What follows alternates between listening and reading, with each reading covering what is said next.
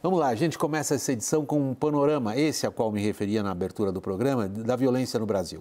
Ele foi produzido, apresentado pelo Fórum Brasileiro de Segurança e foi divulgado hoje. Mesmo com essa queda nos números, ainda somos um dos países que mais sofrem no mundo com os índices de violência. Reportagem de Saulo Tossi. 2022 marca um recuo histórico nas mortes violentas, segundo o Fórum Brasileiro de Segurança. Foram 47.508 vítimas, a maioria por armas de fogo. O número só é maior do que o registrado em 2011, primeiro ano do levantamento. O gráfico mostra a dinâmica da criminalidade ano após ano. O recorde foi em 2017, com 64 mil. Desde então, a queda foi expressiva, redução de 26% em 2022. Mesmo com a melhora nas estatísticas, os números ainda são alarmantes. O Brasil está entre as 35 nações mais perigosas do mundo. Mesmo na América Latina, com uma realidade social parecida, estamos entre os países mais violentos, atrás apenas da Colômbia, Venezuela e do México. As desigualdades regionais ainda são profundas. Dos 5 municípios mais violentos, 4 estão na Bahia e 1 em Pernambuco. Todos eles têm taxa de mortalidade cerca de 3 vezes maior do que a média nacional. E mesmo em patamares altos, a queda nas mortes de 2021 para 2022 foi puxada por essas regiões. Segundo o próprio Fórum de Segurança, a redução veio depois de um aumento grande da violência em anos anteriores, com a migração das facções criminosas de São Paulo e do Rio de Janeiro, que expandiram a atuação para o Norte e Nordeste. As pessoas negras ainda são a grande maioria das vítimas, 76%. As mulheres sofrem com o aumento dos estupros. Foram quase 75 mil em 2022, um recorde na série histórica, equivalente a um abuso a cada 7 minutos. Segundo especialistas, o crescimento foi motivado pelo aumento de denúncias de vítimas que passaram a confiar mais nas políticas de segurança pública. O combate à violência no Brasil, segundo o anuário, revela que a alta letalidade se mantém. O país registra o equivalente a 17 óbitos por dia decorrentes de intervenções policiais. Juntos, os estados da Bahia e do Rio de Janeiro concentram 43% de todas as mortes provocadas por agentes da polícia. O que você precisa é melhorar a atuação do Estado na área da repressão, melhorar a atuação do Estado na área da prevenção, e melhorar o Estado nessa área de distribuição de renda. Fora isso, nosso sistema penitenciário só faz com que os criminosos saiam piores, muito piores de lá do que quando entram. O judiciário é muito lento. Então, tudo isso faz com que o criminoso se sinta mais ou menos impune. Se ele se sente impune, ele vai cometer o crime. Arthur Trindade, o tema é de extraordinária complexidade. Está aí há décadas que a gente vem registrando números horrorosos, embora a gente, com prazer, evidentemente, com alegria, note a diminuição, 47 mil mortes por violência. Isso é típico de um país que está em guerra ou em guerra civil, como Colômbia ou como a gente vê a situação no México. Eu queria focar num ponto, Arthur. Esse aí é o campo por excelência de políticas públicas. Várias foram tentadas de várias maneiras, integradas ou não nos últimos anos. Você conseguiria assinalar que tipo de política pública eventualmente contribuiu para essa diminuição hoje registrada? Bom, boa noite, William, boa noite a todos e a todas que nos assistem. Sim, eu acho que é uma coisa interessante que vem acontecendo no Brasil, e nós que estudamos o tema, temos chamado de revolução silenciosa. Em alguns estados da federação, e os estados são muito importantes nisso, porque são nos estados onde as políticas públicas de segurança são desenvolvidas. Em alguns desses estados, políticas têm sido desenvolvidas baseadas num tripé, que é composto pela criação de indicadores de segurança pública, criação de áreas de responsabilização de segurança pública, as famosas áreas integradas de segurança pública, e comitê de gestores de segurança pública, governança. Nos estados onde isso tem sido feito, as taxas de homicídio têm caído sistematicamente. A gente está falando de estados como São Paulo, Santa Catarina, Distrito Federal, Pernambuco, Minas Gerais, Espírito Santo, Paraíba, Alagoas, recentemente agora no Pará, e alguns outros. Em todos esses estados que adotaram essas políticas, as taxas de homicídio caem. Ou seja, é possível fazer alguma coisa, é possível adotar políticas públicas de segurança baseadas em evidência, focadas em indicadores com alto grau de governança. Dá certo, é possível fazer alguma coisa. Veja o caso, por exemplo, recente do Distrito Federal, onde há mais de 8 anos as taxas de homicídios caem consistentemente. Já caíram mais de 60%. Veja o caso de Santa Catarina, onde as taxas de homicídio caem constantemente. Ou mesmo o caso mais impressionante, que é o caso de São Paulo, onde as taxas de homicídio já caíram consistentemente há mais de 20 anos. São Paulo, um estado com mais de 40 milhões de habitantes, apresenta as menores taxas de homicídio do país. Enfim, é possível fazer algo. Mas obrigado, Arthur. Eu queria colocar a Renata, o Caio e o Yuri também na nossa conversa. Aliás, adiantando que não espere eu passar a palavra. Uma roda, fique à vontade de intervir da maneira que quiser, a hora que quiser. Renata, tem sido digamos, um dos debates políticos mais ácidos de segurança pública. Ele sempre volta em toda a campanha eleitoral. E a gente sempre enfrenta os mesmos problemas. A reação do governo federal hoje, diante dos números, foi o ministro da Justiça apresentando mais uma ideia vamos dizer, de ajuda aos estados da federação. Que mais?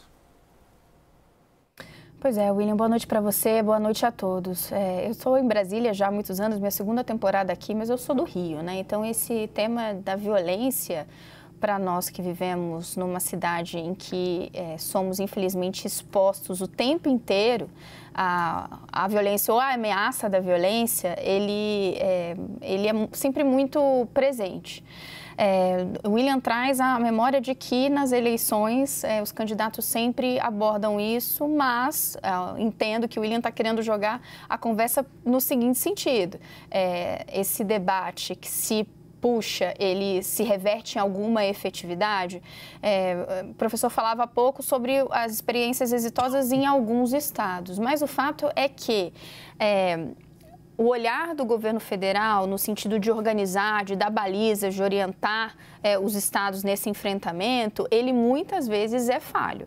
Sim, houve essa posição do ministro da Justiça, Flávio Dino, de já ir às redes sociais, e isso é, em essência, uma estratégia de comunicação para que ele passe a imagem de que não só o governo federal está atento, mas o governo federal está disposto a agir. Ele fez até ali um exercício, né, de falar, olha, estamos atentos, mas há medidas que já foram tomadas e que estão por vir, né, tentando se antecipar a críticas que se somariam. É valioso, é importante que o governo se mexa assim, mas o passo seguinte do acompanhamento, do diagnóstico do que deu certo e de medidas mais efetivas para estados que não estão conseguindo dar conta dessa escalada da violência é fundamental. E aqui, como eu estou muito bem acompanhada por muitos colegas, eu já vou devolver para você, William, com um ponto que para mim foi obviamente muito caro. Os crimes, a violência contra a mulher, também crianças e adolescentes, mas contra a mulher, eles se mostraram na contramão dessa queda de crimes violentos. A gente teve uma alta e teve uma alta não só de homicídios, mas também de feminicídios, que liga à condição de ser mulher, né? A violência doméstica. Deixa eu aproveitar a tua sensibilidade especial em relação a esse tema que evidentemente escapa, desculpe, ao Arthur, provavelmente ao Yuri, ao Caio e a mim, que somos homens. Os números sobre os dados de violência contra a mulher são, eu não sei qual é o adjetivo, são aterradores. Todos sobem. Estupro sobe, feminicídio sobe, violência contra a mulher sobe. Isto, na reportagem que nós trouxemos do nosso colega Saulo Tiossi, até pronunciei o nome dele errado, aproveito aqui para pedir desculpas e corrigir, Saulo Tiossi. Um dos nossos entrevistados disse, parte desses registros é que subiram. Há uma, digamos, há uma bem acolhida tendência das pessoas, as mulheres, no caso, reportarem coisas que antes não eram reportadas. É essa a sensação que você tem? Existe esse efeito. Eu mesmo, quando comecei a olhar no detalhe esses números, fiquei me questionando o quanto a gente teria de reflexo do fato de que as mulheres estão procurando mais ajuda. Então, seria um dado positivo no sentido de que as mulheres estão buscando auxílio, elas estão ligando, pedindo socorro, elas estão denunciando, né, seus parceiros, quando a gente fala em casos de violência doméstica e que eventualmente, né, resultam num feminicídio? Sim, mas o que me chama muita atenção, William, é de que a despeito de já termos o avanço estatístico há bastante tempo em relação aos crimes contra a mulher. Veja, no início do ano, dados especializados já apontavam que estava crescendo. A gente ainda tem uma rede de apoio para dar conta dessas denúncias muito limitada e muito concentrada nas capitais. Então, mulheres do interior não têm onde ir para reportar seus crimes. Não adianta a gente pensar que esse atendimento vai acontecer numa delegacia normal, no qual homens, policiais vão ouvir aquela queixa e vão dar conta de bem atender as mulheres. Muitas vezes elas não se sentem nem à vontade, porque sabem que não terão o tratamento adequado. Então, há um descasamento, me parece, muito significativo e preocupante entre a forma como a gente entende que, veja, esse aqui é um problema, seja porque as mulheres estão reportando mais ou porque, de fato, a violência está crescendo, mas a gente está vendo que os números são muito maiores do que imaginávamos antes e não estamos dando conta de tratar essas mulheres, de acolhê-las e de criar uma rede que pense nelas. Caio e Yuri, eu vou pedir um segundinho de paciência a ambos e dirigir a pergunta agora ao professor Arthur Trindade, em relação ao que a Renata acabou de relatar. Que maneira políticas públicas estão ajudando a entender o fenômeno violência contra a mulher? De que maneira é isto que faz com que a gente, vamos dizer, registre os números, as denúncias, ou devemos entender como realmente um fenômeno, dentro do fenômeno terrível da violência, o contra a mulher está sendo ainda mais terrível? Arthur Trindade. Bom, o fenômeno das violências, né, são várias, contra as mulheres, é mais terrível ainda agora, no momento atual. Mas eu queria voltar a um ponto, William, que eu acho que pode ajudar o nosso debate. Eu inicialmente falei das políticas que dão certo no nível estadual, mas é importante pensar no nível federal e qual é o papel do governo federal. O governo federal tem fracassado, todos eles, têm fracassado na indução de políticas públicas para a redução de violência, todas elas.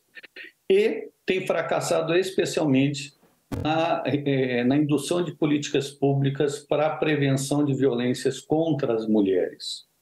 E aí, um capítulo especial deve ser aberto para debater as políticas levadas a cabo pelo governo passado do ex-presidente Jair Bolsonaro. As estatísticas mostram que a maior parte das violências cometidas contra as mulheres, os estupros, são cometidos dentro do ambiente da casa, são cometidos dentro da família. E houve uma opção preferencial no governo passado, não para proteger a mulher, mas para proteger a família, o que é um equívoco. As mulheres sofrem violência dentro das famílias. A maior parte das mulheres que foram estupradas, primeiro, eram menores de idade, eram menores vulneráveis, foram estupradas dentro das famílias. Então, todas aquelas políticas que estavam incipientemente ainda sendo desenvolvidas foram descontinuadas. A situação que já era ruim foi piorada. Então, eu não acho que o aumento desses números seja resultado simplesmente de um aumento da notificação desses crimes. Nada leva a crer que aumentou, que melhorou a notificação dos registros de violências contra as mulheres. Tudo leva a crer que houve uma piora nas políticas existentes, tudo leva a crer que houve uma descontinuidade das políticas existentes, principalmente no que diz respeito ao repasse de recursos para as políticas estaduais e municipais. Yuri. Pegar o gancho do Arthur, William, até porque a gente falou disso no Prime Time, né? E Arthur, compartilhando contigo dados que também estão no anuário, que mostra que nesse ciclo dos últimos 4 anos, todos os entes federados, né, a União, os estados somados e os municípios somados, cresceram as suas despesas, só que a União foi o que menos cresceu, apenas 1,6%. Em políticas públicas nesse campo. Na função segurança pública dentro dos respectivos orçamentos. É natural que os estados cresçam, até porque tiveram um incremento de receita. Mas me surpreendeu, e aí até jogo um pouco isso para o Arthur, que os municípios foram os que mais cresceram, com mais de 8% de crescimento no volume.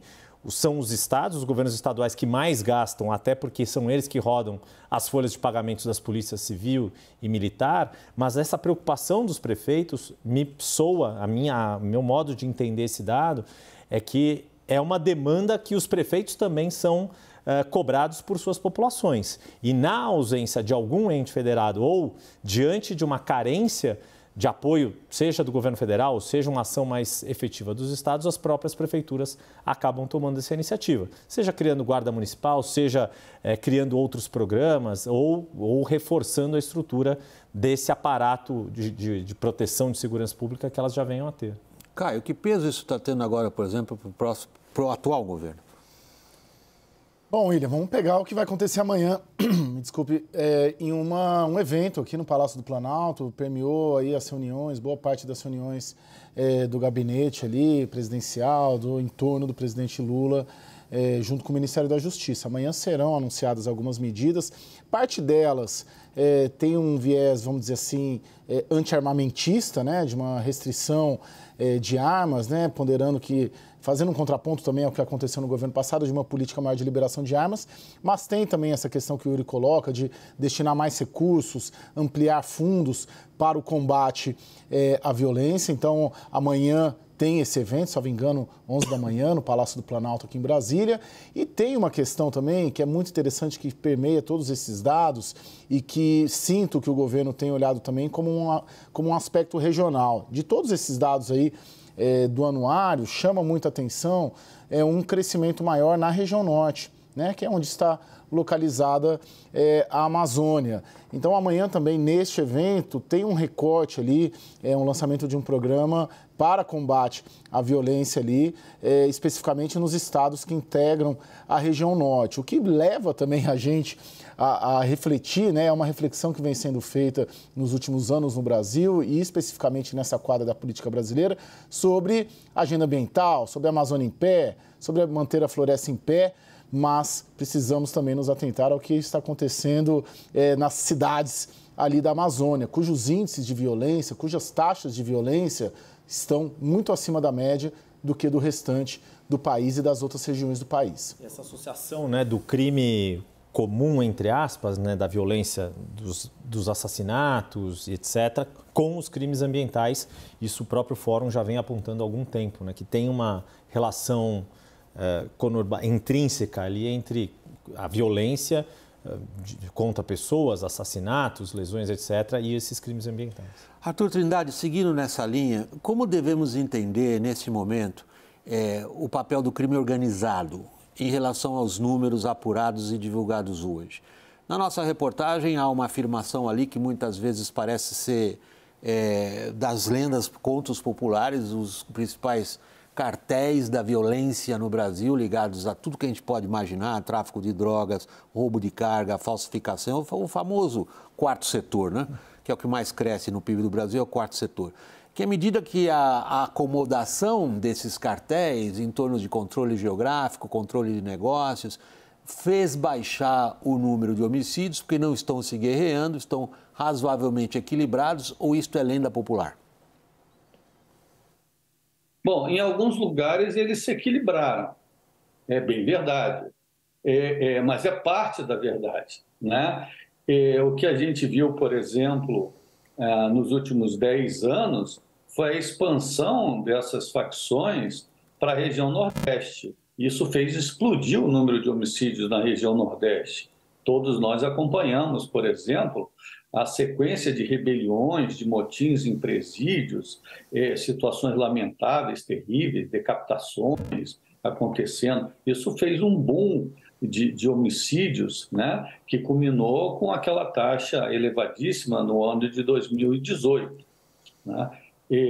Essa situação agora parece ter estabilizado, a gente nunca sabe se estabilizou por muito tempo, ou por 2, 3 anos. E agora a situação parece estar conflagrada na região norte, né, com a chegada desses cartéis, a articulação desses cartéis com outras atividades criminosas na região norte, né? Principalmente com garimpo e contrabando de madeira e outros produtos da região amazônica, né? Como já foi dito aqui, nós do Fórum já fizemos algumas análises e as regiões que mais concentram homicídios também são as mesmas regiões que mais concentram desmatamento e áreas de garimpo, né? Enfim, é importante lembrar sempre que esse mito das facções e a paz das facções serem causa de redução de homicídios, né, é um mito, né? Cabe ao Estado pacificar a sociedade. As facções, elas não vão pacificar a sociedade, né? Essa paz pode acontecer, mas ela jamais será duradoura. Enquanto o Estado não assumir o controle dessas situações, nós não teremos paz.